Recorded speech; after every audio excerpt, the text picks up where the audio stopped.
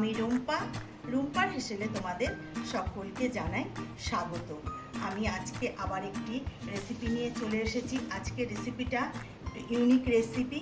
আজকে আমি তোমাদেরকে, হালুয়া তো অনেক রকমই খেয়েছো, গাজরের হালুয়া, সুজির হালুয়া, ছোলার ডালের হালুয়া, মুগের হালুয়া, অনেক কিছু হালুয়া খেয়েছো। আজকে আমি তোমাদের মধ্যে শেয়ার করছি পেঁপের হালুয়া।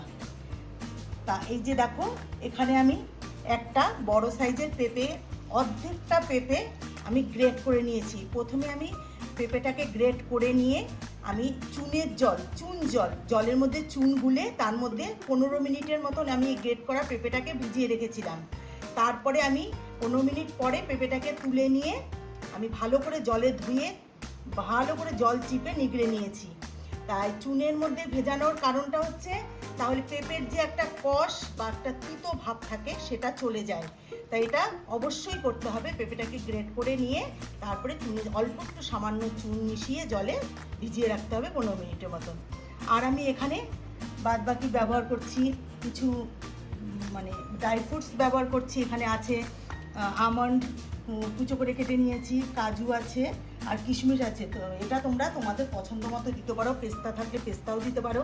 আর এখানে আমি 1 প্যাকেট আমুল দুধ নিয়ে নিয়েছি। এখানে আছে গুঁড়ো করে রাখা এলাচের গুঁড়ো, আর এখানে আছে একটা তেজপাতাকে দুয়ার্ধ করে নিয়েছি, আর একটা দারচিনি আছে, আর আছে লবঙ্গ আর এলাচ আর চিনি, ঘি।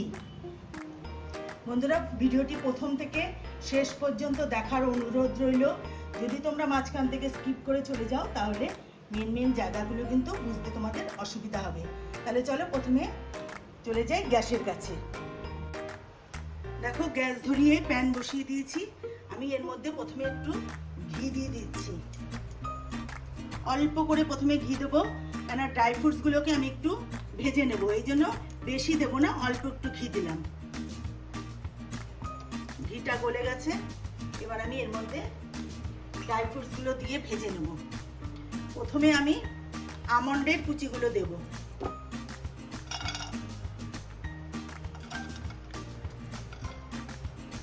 বেশি ভাজবো না, হালকা করে ভাজবো। এবার আমি দিয়ে দেবো এর মধ্যে কেটে রাখা কাজুটা, কুচি কুচি করে কেটে রেখেছি, সে কাজুটা দিয়ে দিলাম। কাজু আর আমন্ডটা ভেজে নেবো আগে, তারপরে লাস্টে কিশমিশটা দেবো, কারণ আগে থেকে কিশমিশটা দিলে কিশমিশটা পুড়ে যাবে। হালকা করে ভাজবো। এটা কিন্তু খেতে বন্ধুরা ভীষণই ভালো হয়। তোমরা একবার অবশ্যই বাড়িতে ট্রাই করবে এই পেঁপের হালুয়া। পেঁপে দিয়ে পায়েসও তৈরি করা যায়। তাই পেঁপের হালুয়াটা কিন্তু ভীষণই সুন্দর লাগে খেতে। যদি তোমরা বাড়িতে একবার ট্রাই করে না দেখো, না খেয়ে বুঝতে পারবে না এটার স্বাদ কতটা। হালুয়া তো অনেক রকমই আমরা খাই, এটাও একবার করে খেয়ে দেখো, আশা করব ভালো লাগবে। এবার আমি কিশমিশটা দিয়ে দিচ্ছি, দিয়ে আমি একটু হালকা করে ভেজে তুলে নেব। দেখো, আমন্ড, কাজু আর কিশমিশটা আমি ভেজে তুলে নিয়েছি। এবার আমি ওই প্যানের মধ্যে আবার আমি দিয়ে দিচ্ছি বেশ কিছুটা ঘি।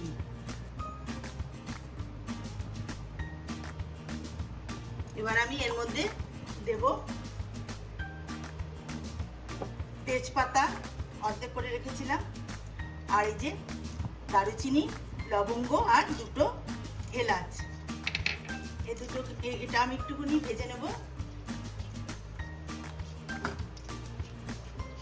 যখন সুন্দর একটা গন্ধ আসবে তারপরে আমি এর মধ্যে অ্যাড করব গ্রেট করে রাখা পেঁপেটা। দেখো, ভাজা হয়ে গেছে, সুন্দর গন্ধ একটা আসছে। এবার আমি পেঁপেটা দিয়ে দেব। বন্ধুরা, এই পেঁপেতে কিন্তু কোনো রকমের জল থাকা চলবে না, জল একদম ভালো করে চিপে তুলে নিতে হবে জল থেকে।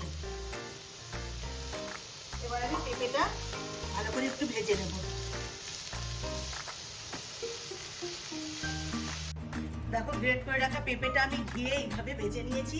দেখো, কালারটা ঠিক এরকম হবে, এর থেকে বেশি কিন্তু ভাজা যাবে না, ঠিক এইরকম হবে। আর এদিকে দেখো, আমি একটা পাত্রে দুধ বসিয়ে দিয়েছি। আগে থেকে আমি দুধটাকে জ্বালিয়ে ঘন করে নিয়েছি। 1 লিটার দুধকে আমি আধা লিটারের মতো করে নিয়েছি। দেখো, দুধটা ঠিক এইরকম ঘনত্ব হবে।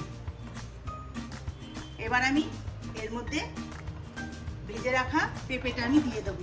দেখো দুধ ফুটে উঠেছে, এবার আমি পেঁপেটার মধ্যে দিয়ে দিচ্ছি।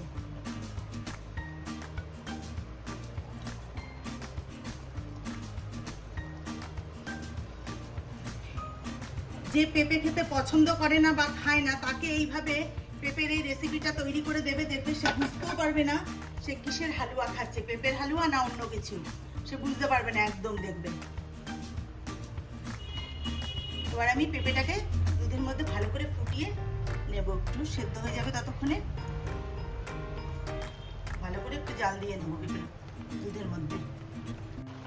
দেখো পেঁপেটা কিন্তু প্রায় সিদ্ধ হয়ে গেছে। এবার আমি কিছু উপকরণ আমি অ্যাড করব।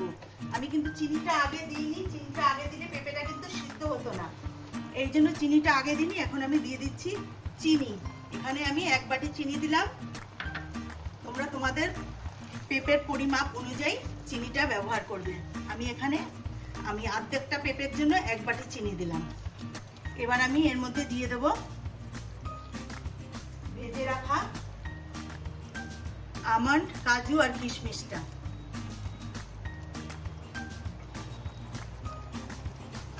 সবকিছুর সাথে ভালো করে মিশিয়ে নেব।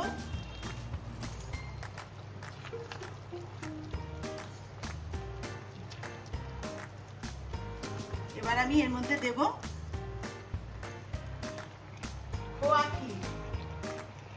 খোয়া ক্ষীর দিয়ে দেবো।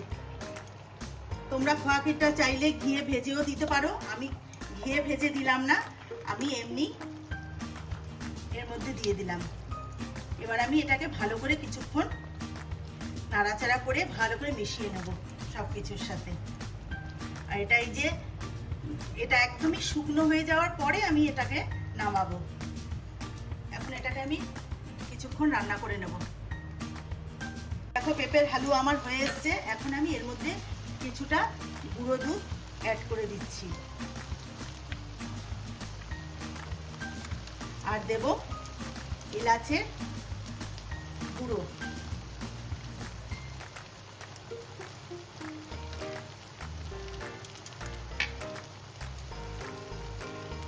এই যে এলাচের গুঁড়োটা দিয়ে দিচ্ছি। এবার আমি ভালো করে মিশিয়ে নেব। দেখো পেঁপের হালুয়া কিন্তু আমার একদম রেডি। দেখো প্যান থেকে ছেড়ে আসছে, একটা ডোয়ের আকারে তৈরি হয়ে যাচ্ছে, আমার হয়ে গেছে। এবার আমি একটা পাত্রে নামিয়ে নিয়ে তোমাদেরকে দেখাচ্ছি। গ্যাসটা বন্ধ করে দিচ্ছি। দেখো বন্ধুরা, আমি নামিয়ে নিয়েছি এই পেঁপের হালুয়া, একটা প্লেটে সার্ভ করে নিয়েছি। দেখো দেখতেই কতটা সুন্দর লাগছে, তোমরা দেখলেই বুঝতে পারছো, খেতে তার থেকেও দ্বিগুণ টেস্ট।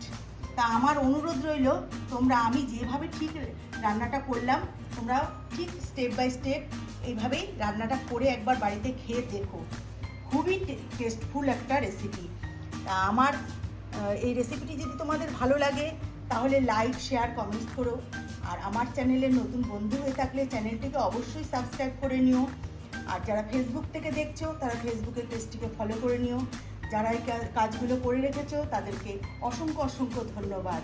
তা দেখো বন্ধুরা, আমি তোমাদেরকে একটু চামচে করে উঠিয়ে নিয়ে দেখাচ্ছি। দেখো কতটা ঝরঝরে, কত সুন্দর হয়েছে, বুঝতেই পারছো। তাহলে আজকের মতো ভিডিওটি এখানেই শেষ করছি। ভালো থেকো, সুস্থ থেকো, নমস্কার।